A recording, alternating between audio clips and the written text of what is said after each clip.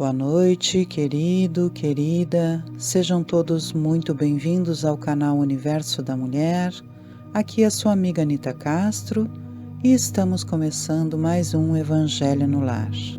Convido a todos para que reúnam os seus queridos, quer sejam seus familiares, os seus amigos, para que estejamos juntos aqui, honrando ao poder divino, pedindo harmonia e proteção aos nossos lares, aos nossos trabalhos, a tudo que façamos, especialmente a nossa casa, o nosso lar nessa noite. Tenham também consigo uma garrafa ou uma jarra de água límpida para que possa ser fluidificada ao longo dos trabalhos. E vamos então iniciar nesta noite as bênçãos de que necessitamos. Nós vamos começar abrindo os nossos trabalhos com uma página de harmonização que vem do livro Pensamento e Vida, pelo nosso querido Emmanuel, pelas mãos e psicografia de Chico Xavier. E a mensagem é fé. Para encontrar o bem e assimilar-lhe a luz, não basta admitir-lhe a existência. É indispensável buscá-lo com perseverança e fervor. Ninguém pode duvidar da eletricidade, mas para que a lâmpada nos ilumine o aposento, recorremos a fios condutores que lhe transportem a força, desde a aparelhagem da usina distante até o recesso de nossa casa. A fotografia é hoje fenômeno corriqueiro, contudo, para que a imagem se fixe na execução do retrato, é preciso que a emulsão gelatinosa sensibilize a placa que a recebe. A voz humana, através da radiofonia, é transmitida de um continente a outro com absoluta fidelidade. Todavia, não prescinde do remoinho eletrônico que, devidamente disciplinado, lhe transporta as ondulações. Não podemos, desse modo, plasmar realização alguma sem atitude positiva de confiança. Entretanto, como exprimir a fé? Indaga-se muitas vezes. A fé não encontra definição no vocabulário vulgar. É força que nasce com a própria alma, certeza instintiva na sabedoria de Deus, que é a sabedoria da própria vida. Palpita em todos os seres, vibra em todas as coisas. Mostra-se no cristal fraturado que se recompõe humilde e revela-se na árvore decepada que se refaz gradativamente, entregando-se às leis de renovação que abarcam a natureza. Todas as operações da existência se desenvolvem, de algum modo, sob a energia da fé. Confia o campo no vigor da primavera e cobre-se de flores. Fia-se o rio na realidade da fonte e dela não prescinde para sua caudal larga e profunda. A simples refeição é para o homem espontâneo ato de fé. Alimentando-se, confia ele nas vísceras abdominais que não vê. Todo o êxito da experiência social resulta da fé que a comunidade empenhe no respeito às determinações de ordem legal que lhe regem a vida. Utilizando-nos conscientemente de semelhante energia, é-nos possível suprir longas curvas em nosso caminho de evolução.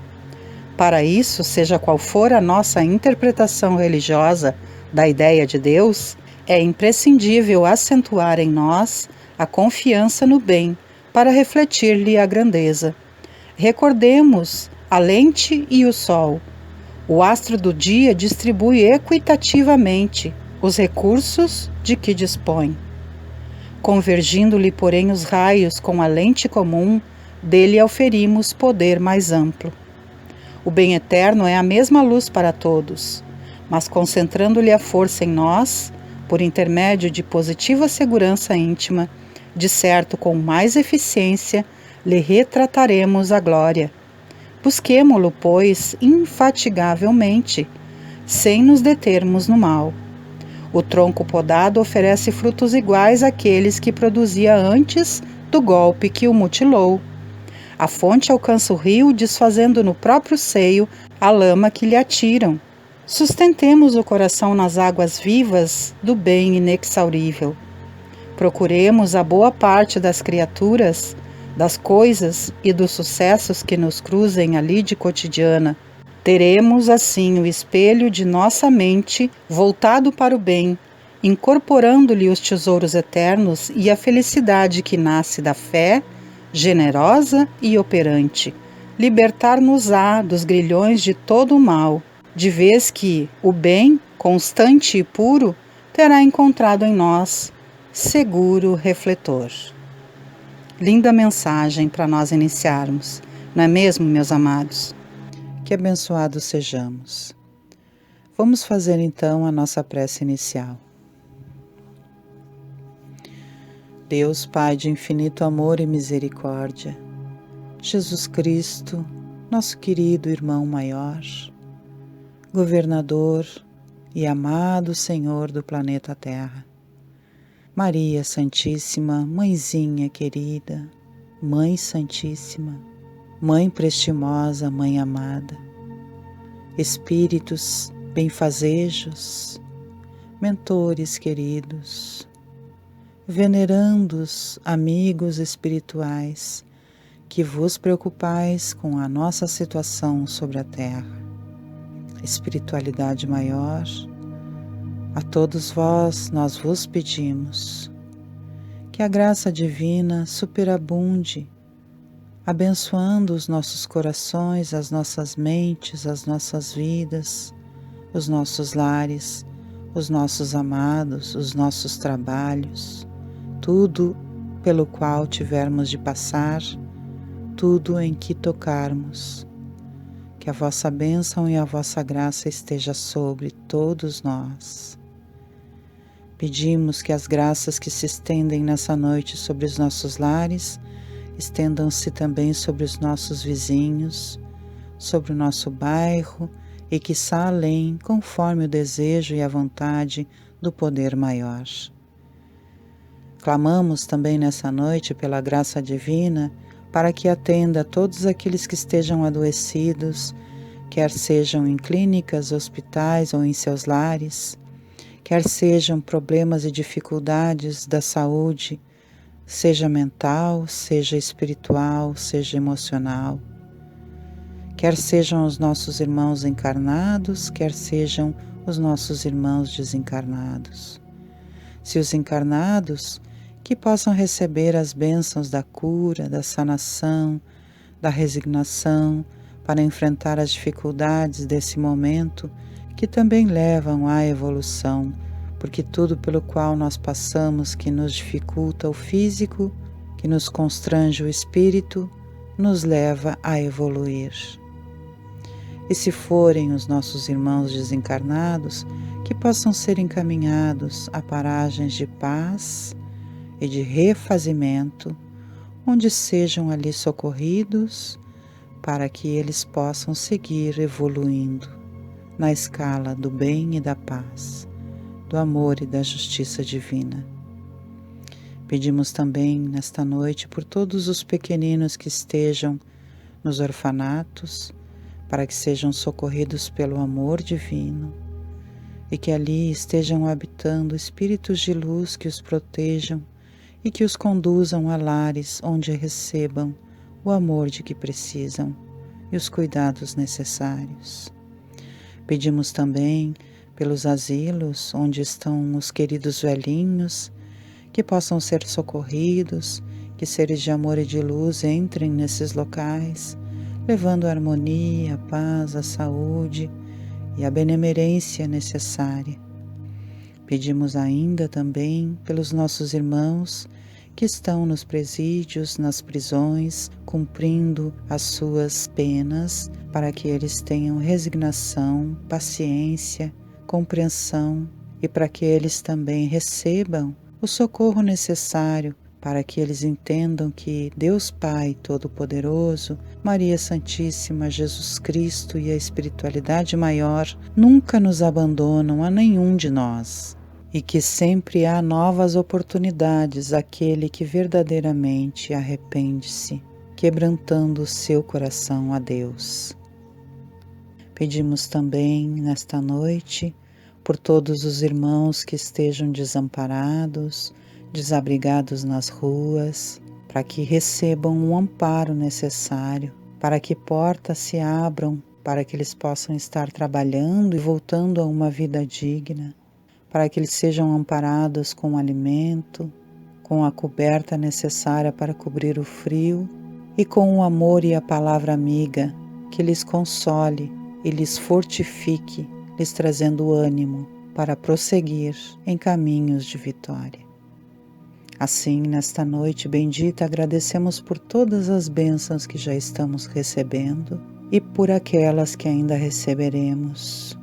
Pedimos à espiritualidade maior que fiquem conosco e que nosso entendimento possa se abrir para que recebamos todas as graças que aqui estão sendo derramadas sobre nós. Que assim seja e assim se faça. Agradecemos. Vamos então agora à leitura do Evangelho segundo o Espiritismo, capítulo 27, que nos fala sobre a prece. Nós vamos ler a partir do item 5 sobre a eficácia da prece. Seja o que for que peçais na prece, crede e obtereis, e vos será concedido o que pedirdes. Marcos, capítulo 11, versículo 24. Há pessoas que contestam a eficácia da prece baseando-se no princípio de que, conhecendo Deus as nossas necessidades, é supérfluo expô-las a Ele. Acrescentam ainda que, como tudo se encadeia no universo por leis eternas, as nossas súplicas não podem mudar os decretos de Deus. Sem dúvida alguma, há leis naturais e imutáveis que Deus não pode derrogar ao capricho de cada um. Mas daí a crer-se que todas as circunstâncias da vida estão submetidas à fatalidade, vai grande distância. Se fosse assim, o homem não passaria de um instrumento passivo, sem livre-arbítrio e sem iniciativa. Nessa hipótese, só lhe restaria curvar a cabeça sob o golpe de todos os acontecimentos, sem procurar evitá-los. Não deveria tentar desviar-se do raio. Deus não lhe deu a razão e a inteligência para que não as utilizasse, a vontade para não querer, a atividade para ficar inativo. Como o homem é livre para agir num sentido ou em outro, seus atos acarretam a ele e às demais pessoas consequências subordinadas ao que ele faz ou não faz. Há, portanto, por iniciativa dele, acontecimentos que forçosamente escapam à fatalidade e que não destroem a harmonia das leis universais. Do mesmo modo que o avanço ou o atraso do ponteiro de um relógio não anula a lei do movimento sobre a qual se funda o mecanismo. Deus pode, pois, consentir com certos pedidos, sem derrogar a imutabilidade das leis que regem o conjunto, subordinada sempre essa anuência à sua vontade. Seria ilógico concluir desta máxima: seja o que for que peçais na prece, crede que vos será concedido, que basta pedir para obter. Como seria injusto acusar a providência se não atender a toda a súplica que lhe é feita, uma vez que ela sabe melhor do que nós o que é para o nosso bem. É assim que procede um pai criterioso que recusa ao filho o que seja contrário aos seus interesses. O homem em geral só vê o presente. Ora, se o sofrimento é útil à sua felicidade futura, Deus o deixará sofrer, como o cirurgião deixa que o doente sofra as dores de uma operação que lhe trará a cura. O que Deus concederá ao homem, se ele lhe pedir com confiança, é a coragem, a paciência e a resignação. Também lhe concederá os meios de se livrar por si mesmo das dificuldades, mediante ideias que fará que os espíritos bons lhe sugiram, deixando-lhe dessa forma o mérito da ação. Ele assiste os que ajudam a si mesmos, conforme esta máxima: ajuda-te, que o céu te ajudará. E não os que tudo esperam de um socorro estranho, sem fazer uso das próprias faculdades. Entretanto, na maioria das vezes, o que o homem quer é ser socorrido por um milagre, sem nada fazer de sua parte. Tomaremos um exemplo. Um homem está perdido no deserto. Sofre de sede terrível. Sente-se desfalecer. Cai por terra. Pede a Deus que o assista e espera. Nenhum anjo lhe virá dar de beber. Entretanto, um espírito bom lhe sugere a ideia de levantar-se e tomar um dos caminhos que tem diante de si. Então, por movimento maquinal, reunindo todas as forças que lhe restam, ele se ergue, caminha e descobre ao longe um regato. Ao divisá-lo, ganha coragem. Se tem fé, exclamará: obrigado, meu Deus, pela ideia que me inspiraste e pela força que me deste. Se não tem fé, dirá: que boa ideia eu tive! Que sorte a minha de tomar o caminho da direita em vez do da esquerda! O acaso às vezes nos serve admiravelmente. Quanto me felicito pela minha coragem e por não me ter deixado abater. Mas dirão: por que o Espírito bom não lhe disse claramente: segue este caminho, no fim do qual encontrarás aquilo de que necessitas? Porque não lhe foi mostrado o caminho para guiá-lo e sustentá-lo no seu desfalecimento? Dessa maneira, o Espírito bom o teria convencido da intervenção da providência, em primeiro lugar para lhe ensinar que cada um deve ajudar-se a si mesmo e fazer uso das próprias forças. Depois, pela incerteza, Deus põe à prova a confiança que o homem deposita nele e a submissão deste à sua vontade. Aquele homem estava na situação de uma criança que cai e que, percebendo alguém, se põe a gritar e fica à espera de que venham levantá-la. Se não vê ninguém, faz esforços e se ergue sozinha. Se o anjo que acompanhou Tobias lhe tivesse dito: sou enviado por Deus para te guiar na tua viagem e te preservar de todo o perigo, Tobias não teria tido mérito algum. Fiando-se no seu companheiro, nem mesmo teria precisado pensar. Foi por isso que o anjo só se deu a conhecer ao regressarem. Então, meus queridos, a prece é um lenitivo para todas as dificuldades que nós temos, não é mesmo? E aqui nós vemos que Deus nos diz, ali no texto que nós vimos no início, que tudo aquilo que nós pedirmos, nós obteremos, quando nós pedimos com fé. Mas o que é que acontece? Nós temos que entender que esse tudo obteremos é a resignação, a força e a coragem para prosseguir pelos caminhos que nós temos capacidade de seguir. Nós temos sim que orar, acreditando que vamos conseguir, mas temos que colocar a nossa ação em prática, não é mesmo?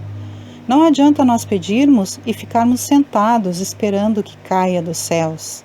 Nós temos que ter as nossas atitudes.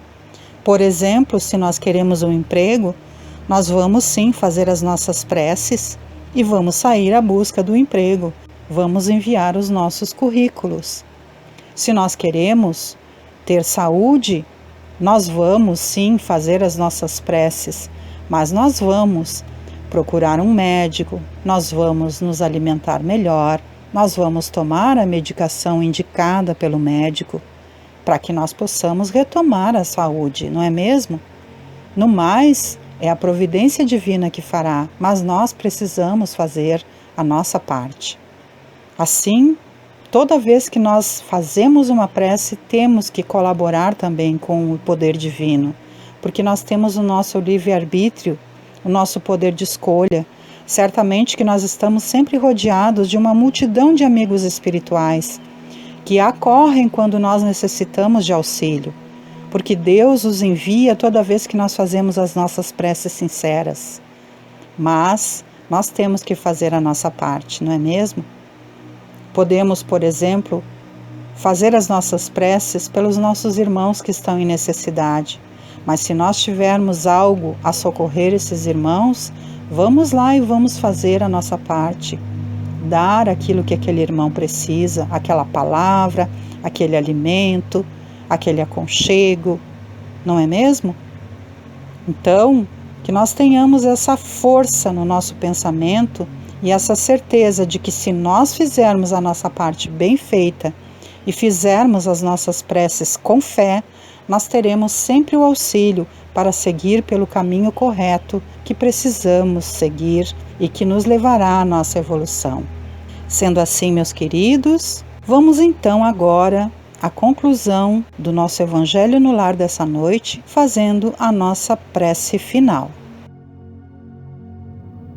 Ó Deus, Pai de amor, de justiça e de benignidade, Jesus, querido e amado amigo fiel de todo o tempo, Maria, Mãezinha de Nazaré, Mãezinha Santíssima de todos nós, venerandos espíritos amigos, nós vos agradecemos a todos pelas palavras de bênção e de luz que recebemos esta noite e vos pedimos que elas possam brotar em nosso interior, em nosso coração, em nossa mente, em nosso dia a dia, para que possamos pô-las em prática. Nós vos agradecemos, vos agradecemos, vos agradecemos. Podem fazer aqui as suas orações pessoais, queridos.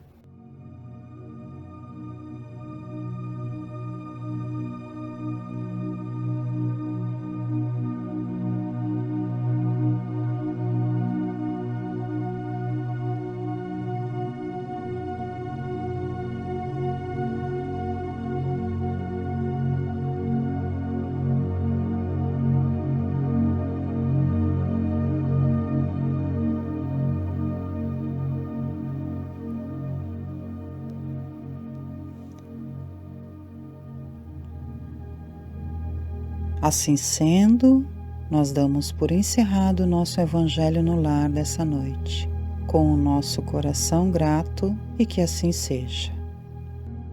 Podem beber um pouco da água que foi fluidificada ao longo do trabalho, meus queridos. E o restante que sobrar, guardem em geladeira para consumir ao longo da semana. Agradeço a companhia de todos vocês. E os relembro que na próxima quarta-feira, às 21 horas, teremos novamente o nosso Evangelho no Lar aqui. E os relembro também que todas as segundas-feiras, às 19 horas, nós estamos tendo aqui o ESD, Estudo Sistematizado da Doutrina Espírita. Venha participar conosco e vamos juntos evoluir nessa jornada de bênção que Deus tem nos proporcionado. Desejo que Jesus Cristo, que Maria de Nazaré e os benfeitores espirituais possam permanecer conosco e que a graça divina superabunde em nosso coração. Que assim seja. Boa noite a todos.